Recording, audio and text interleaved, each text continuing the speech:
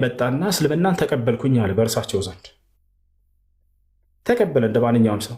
እጽፋለሁ አለ። ካጠገባቸው መጥቶ ይጽፍ ነበር። አዎ ይጽፍ ነበር ይሄ ሰው ከሰለመ በኋላ ሁሉም እንደሚጽፉት። የሚገርማቸው ይሄ ሰው ግን ወደ ክርስትና ተመለሰ ከጻፈ በኋላ የሚሏቸው ቁርአንን የጻፈው እርሱ ነው ይላችኋል። እንዴት በጭንቅላታቸው እንደሚጫወተው ልነግራችሁ ነው። ቁርአን ስንት ምዕራፍ አለ? የተለየ መስሎ እንዳይታያቸው ከነዚያ ከዓለም ከተበተኑ ኮፒ ተደርገው ይህን ፊትና ከጭንቅላታቸው ለማጥፋት መርዋን ምን አደረገ? ከሐፍሳ አስመጣና አቃጠለው። ሰላም እንዴት ናችሁ? እግዚአብሔር ይመስገን። በጭንቅላታቸው የምትጫወቱት እናንተ ናችሁ። ለሙሐመድ ቁርአን ይጽፍለት የነበረው ሰው ወደ ክርስትና ሲመለስ ሙሐመድ እኔ ከጻፍኩለት ውጪ ምንም አያውቅም አለ። ከዛን አላህ ቀጣው። ኦኬ ምን ይጠበስ? መሐመድ ቁርአን ወረደልኝ እያለ ያጽፍ የነበረውን የአላህን ቃል ኦሪጂናሉን ኡስማንና መርዋን አቃጠሉት። ለምን አቃጠሉት?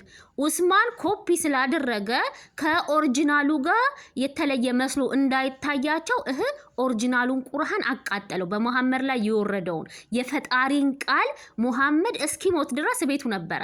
ከሞተ በኋላ ምን አደረጉ? ኦሪጂናሉን ቁርአን አቃጠሉት። እንዴት ኦሪጂናል ቁርአን ይቃጠላል?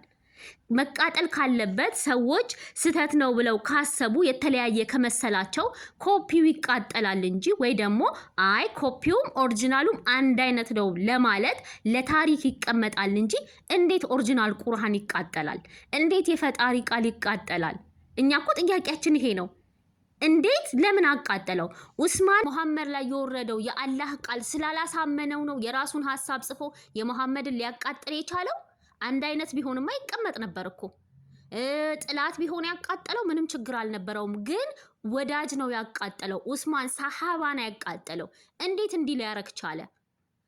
ሲቀጥል ለታሪክስ መቀመጥ አልነበረበትም ወይ? በጥስጥስ እንኳን ቢል ማለት ነው። ማቃጠል ግን ሌላ ነገር ነው። ትውልድ እንዳያውቀው የፈለገው ነገር አለ ማለት ነው። ኡስማን በመሐመድ ላይ የወረደው ወይ ስተት ነው ወይ ደግሞ በኡስማን የጻፈው ስተት ነው። ከሁለት አንዱ ስተት ነው። ማን ነው ትክክል? ይሄንን በምንድን ነው ማወቅ የምንችለው? እንዴት ነው በአንድ ተራ ሰውዬ የአምላክ ቃል ነው ብለን በሱ ቃል ልንመራ የምንችለው? እንግዲህ ብዙ ቀደምት ነቢያት አሉ። የነሱን አስተምሮ ትተን የአንድ ግለሰብን የኡስማንን የምንከተለው እንደው በምን ሂሳብ ነው? ከዚህ በላይ በሰው ጭንቅላት መጫወት አለ? ኡስታዝ ሐዲሱን እንደምትመለከቱት በሳሂህ አልቡኻሪ 4987 ላይ እና ቁርአን አማርኛው መቅደሙ ላይ ኡስማን ኮፒ አርግቶ ኦሪጂናሉን እንዳቃጠለው አንድ ኦሪጂናል ሐፍሳ ጋር ይቀረ ነበረ። እሱንም ደግሞ መርዋን እንዳቃጠለው ተፍሲር አቢን ከቲር ላይ ተቀምጧል ማለት ነውና